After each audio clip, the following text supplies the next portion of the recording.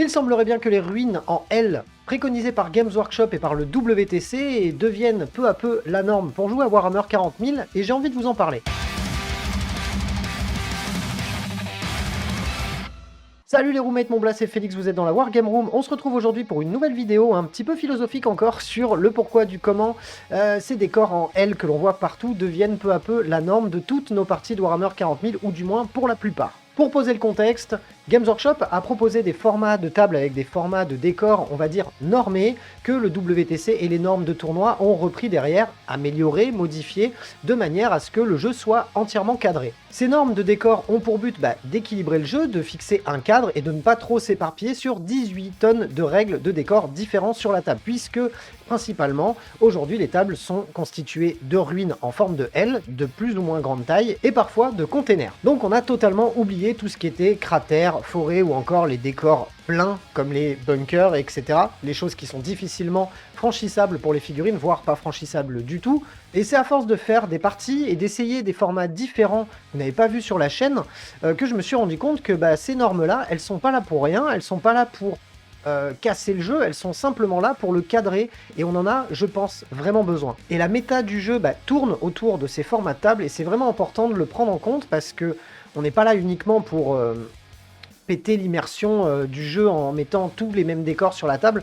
On essaye simplement de le balancer, parce que des tables où il y aurait beaucoup moins de décors seraient très compliquées à appréhender pour des armées de corps à corps contre des armées de tir, ou encore certaines armées populeuses auraient beaucoup de mal à franchir les bunkers, monter dessus, puisque aux étages, on n'a pas nécessairement tout le temps la place. Donc pourquoi ça a été autant normé, autant cadré? Eh bien tout simplement pour que le jeu soit fluide et pour qu'il soit le plus équilibré possible, même si un équilibrage parfait n'est actuellement absolument pas possible à ce jeu, compte tenu en plus du fait que de toute façon on jette des dés et qu'il y a quand même une part de hasard là-dedans. Et je voulais vous parler de ça aujourd'hui parce que vous m'entendez souvent dire que j'en ai marre de voir tout le temps les mêmes décors sur la table. J'ai beaucoup de mal aussi avec tout ce qui est MDF et carton découpé, parce que je trouve que ça casse clairement l'immersion du jeu. Mais à force de tester d'autres formats que, encore une fois, vous n'avez pas vu sur la chaîne, je me rends compte que sans ce format-là, sans ces patrons de table, le jeu a beaucoup de mal à se balancer, et je trouve ça dommage quelque part, mais heureusement en fait que Games Workshop sont creusés la tête là-dessus, et le WTC et les autres formats de jeu, mais je trouve que au final c'est une très bonne chose pour le jeu en lui-même. Maintenant, pour l'immersion, il va falloir faire un petit effort si on veut arriver à se faire plaisir, et c'était surtout de ça que je voulais vous parler aujourd'hui. Et avant d'aller plus loin, j'en profite pour vous présenter Wargame Sceneries, qui est un studio donc de création de fichiers STL et d'impression 3D de décors, tenu par deux Français qui utilisent du filament produit en France, issu du recyclage. Nos deux compères ont l'habitude de pratiquer le jeu depuis leur enfance et de travailler notamment sur les décors, et ont trouvé, un petit peu comme moi, que le jeu commençait à manquer un petit peu d'immersion, notamment avec ces normes de décors type WTC. Et c'est vrai que c'est dommage quand on voit le temps que l'on peut passer à peindre nos figurines. Je trouve ça un petit peu dommage, et eux aussi, de les mettre sur une table où les décors sont faits de briques et de broc. Entre parenthèses, bien évidemment, on a un avantage certain pour pouvoir les stocker, etc. Mais quand on peut essayer de trouver autre chose, je pense qu'il faut le faire et ne pas s'en priver, parce que c'est bien dommage de poser des figurines super bien peintes sur une table en carton. Qui plus est, la compétition n'est pas incompatible avec l'immersion. Donc ils ont essayé, du moins ils ont travaillé énormément sur la mise en place de fichiers 3D qui permettent de faire des décors type ruines, format WTC, mais d'une qualité qui est rare. Et ce que je trouve super intéressant dans leur conception de décor, c'est qu'ils ont fait en sorte que les décors soient totalement customisables et modulaires. C'est-à-dire que vous allez pouvoir monter chaque mur indépendamment des colonnes. J'ai eu les décors entre les mains, c'est imprimé avec soin, c'est de très bonne facture. Je trouve que le détail est très précis pour du décor en filament. Donc déjà, je salue un petit peu le geste à ce niveau-là, parce que j'ai eu beaucoup d'autres décors entre les mains, d'autres fournisseurs bien connus, et qui, selon moi, n'atteignaient pas ce niveau. Vous pouvez d'ailleurs retrouver ces décors dans quasiment tous les derniers rapports de bataille de la chaîne French Wargame Studio. En quelque part, quand ça passe chez Julien, c'est que forcément c'est gage de qualité. Ce que j'ai trouvé aussi ultra intéressant avec ces décors-là, c'est en plus du fait qu'ils soient donc totalement modulaires et que l'on puisse les monter de manière différente, c'est-à-dire que les décors que vous voyez dans la vidéo ne sont pas collés, c'est-à-dire que demain, si j'avais envie d'enlever les murs, les colonnes et de monter mon décor autrement, de faire, admettons, une énorme bâtisse qui n'a rien à voir avec le tournoi, je peux le faire. Donc ça veut dire qu'on peut mêler un petit peu narratif, compétitif, avec un seul et même décor. À savoir qu'il propose donc plusieurs formats et stretch goals qui sont disponibles donc sur leur Kickstarter. Si vous voulez leur donner un coup de pouce, eh bien vous pouvez le faire dès maintenant. Tous les liens sont dans la description. Et je vais vous avouer qu'ils m'ont conquis sur ce type de décor parce que je commençais à un petit peu fuir les ruines en L, j'arrête pas de le dire. Mais là, ceux-ci m'ont vraiment parlé parce que déjà, je trouve les designs assez intéressants. On est plus sur de la ruine avec de la brique rouge plutôt que l'éternel décor impérial. Donc ça, déjà, ça change un petit peu. Mais ce que je trouve vraiment excellent, c'est qu'on a ces petites grappes d'éléments de décor que l'on peut rajouter, comme par exemple de la verdure ou encore des planches de bois, des zones métalliques, ou enfin, tous ces petits détails qui font que là, ça me parle un petit peu plus que la simple ruine en L, toute basique que l'on voit maintenant partout. Je vous parle de ces mecs-là parce que le but, c'est de leur donner un petit peu de visibilité pour que leur Kickstarter puisse un peu démarrer. On est sur 2 passionnés qui font ça chez eux avec leur dizaine de machines. Donc, ils ont besoin de vous pour pouvoir monter leur projet. Vous verrez que ce sont des gens très sympas que vous pouvez directement contacter par email. Et en plus de ça, ce qui est cool, c'est que grâce à la Wargame Room, vous avez un petit code promo dans la description qui va vous permettre de gagner 10% sur vos commandes. Donc n'hésitez pas à y aller. Tous les liens, encore une fois, sont dans la description. Et n'hésitez pas à me dire dans les commentaires si vous avez déjà ce type de... Enfin, si vous aviez déjà vu leur décor et est-ce que vous aussi, vous êtes convaincu par le truc ou pas. À savoir que les deux mecs ont plein d'autres choses en préparation, donc n'hésitez pas à garder leur site en lien pour aller régulièrement y jeter un œil. Bon, c'est pas tout ça, mais j'en reviens à cette explication, ou du moins cette début de piste de réflexion sur comment faire en sorte que nos tables WTC, typées WTC, soient un petit peu moins, on va dire, alors symétriques, on sera un petit peu obligé, même si le format américain propose aux joueurs de placer eux-mêmes les décors chacun leur tour. Donc, parfois, on va pas avoir tendance à faire directement une table symétrique. Mais bon, pour les bienfaits du jeu et surtout pour le jeu que l'on pratique en Europe, généralement, les tables restent symétriques dans les schémas. Par contre, ce que l'on peut faire à ça, c'est ce que j'ai testé d'ailleurs en allant jouer chez Sam de The Squigard sur le dernier rapport de bataille de 40K que j'ai fait avec eux. En fait, on jouait les zones donc marquées, parce qu'en fait, ce qui est le plus intéressant, enfin le plus important selon moi sur ces tables, c'est même pas les décors en eux-mêmes, c'est vraiment ces zones que vous voyez, ces empreintes que vous voyez sur la table, que je trouve d'ailleurs particulièrement moche quand il y a un beau tapis. Donc je vous conseille pour ça, j'en aurai très bientôt au studio, d'utiliser éventuellement, pourquoi pas, des plaques d'acrylique ou du plexiglas, ou pourquoi pas même vous savez, les feuillets en plastique dans lesquels vous rangez vos copies à l'école. Et vous en coupez un bout et vous pouvez vous faire vos zones comme ça sans vous priver de la beauté de votre beau tapis de jeu, par exemple. Et c'est ça qui, selon moi, est le plus important sur les tables.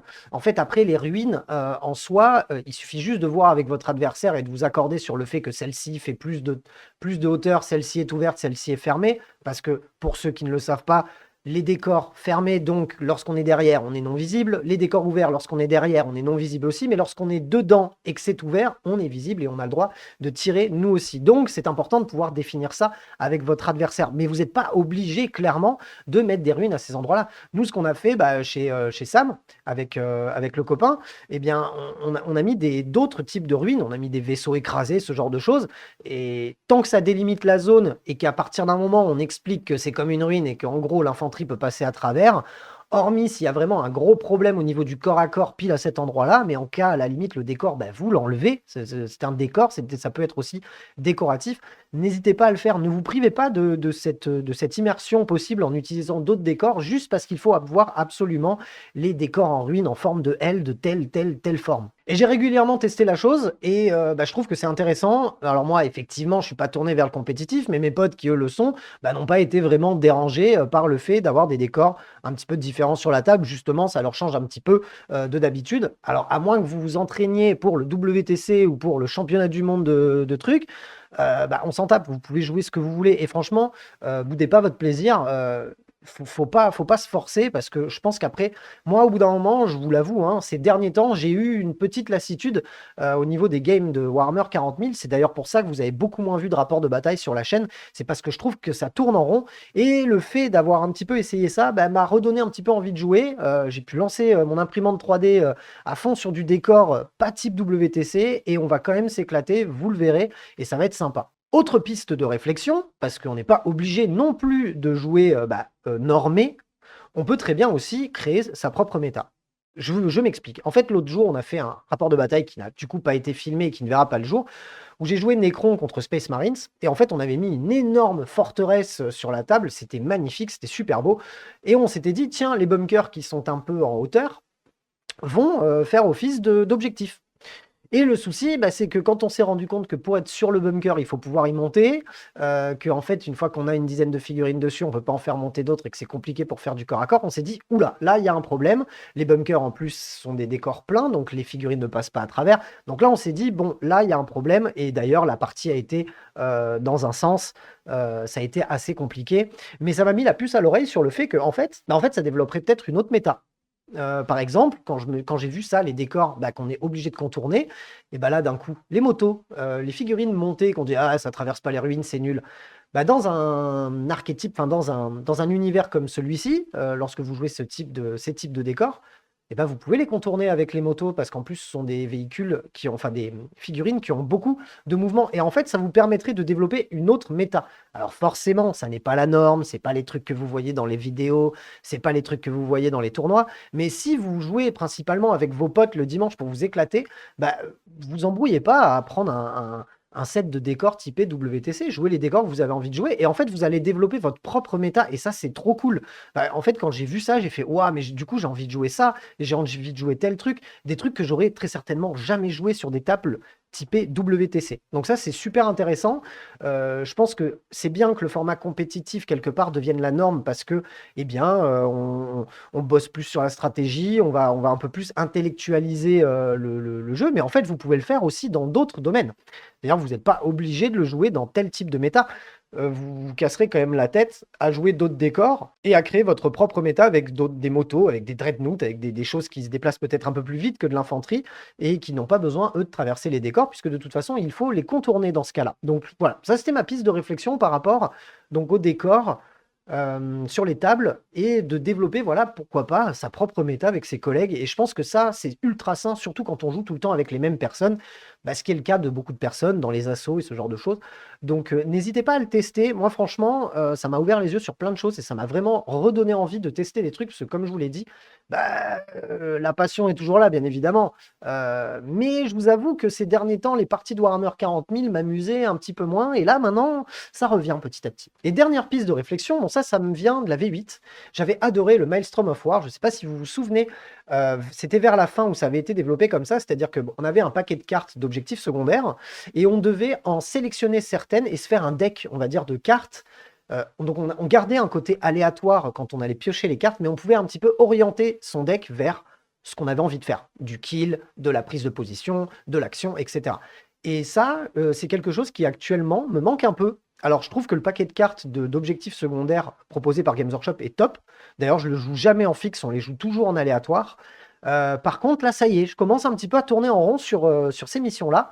Et je me demande, alors je vais vous poser la question directement à vous, est-ce que vous seriez intéressé par, par le fait que je développe un deck de cartes, c'est-à-dire des types d'objectifs différents de ceux proposés par Games Workshop pour pouvoir renouveler un petit peu vos parties.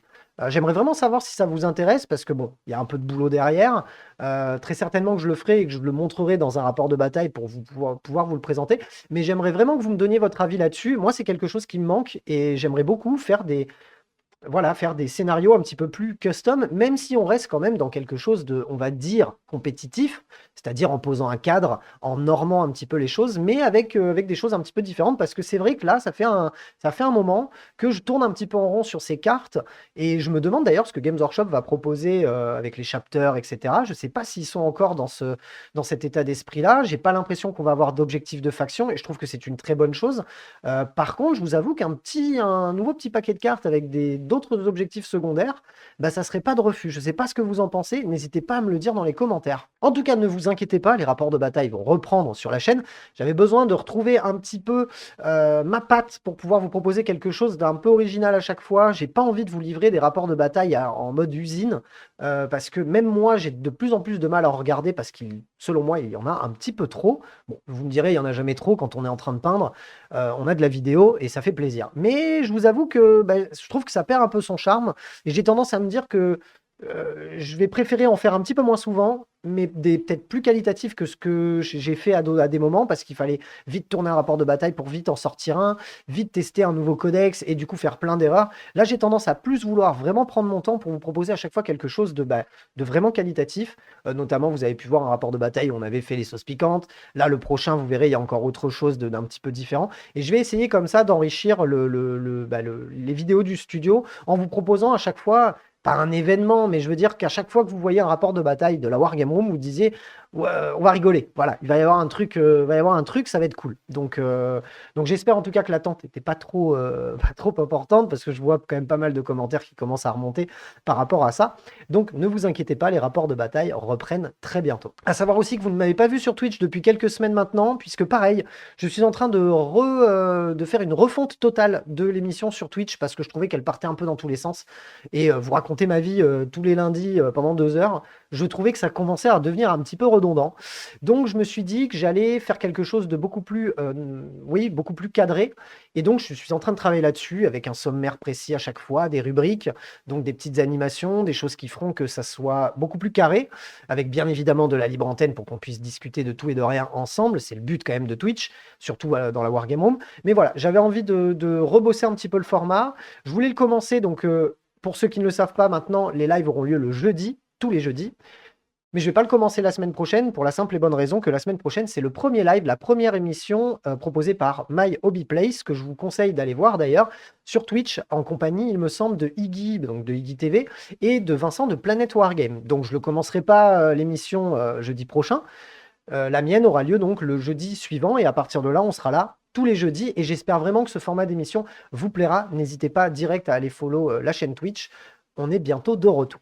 Voilà ce que je pouvais vous dire aujourd'hui sur les décors en L, type WTC, format compétitif. J'espère que cette vidéo vous a plu et vous aura donné des idées, des choses à faire, à développer avec vos potes pendant vos parties de Warhammer. C'est important de se faire plaisir, ne l'oubliez pas.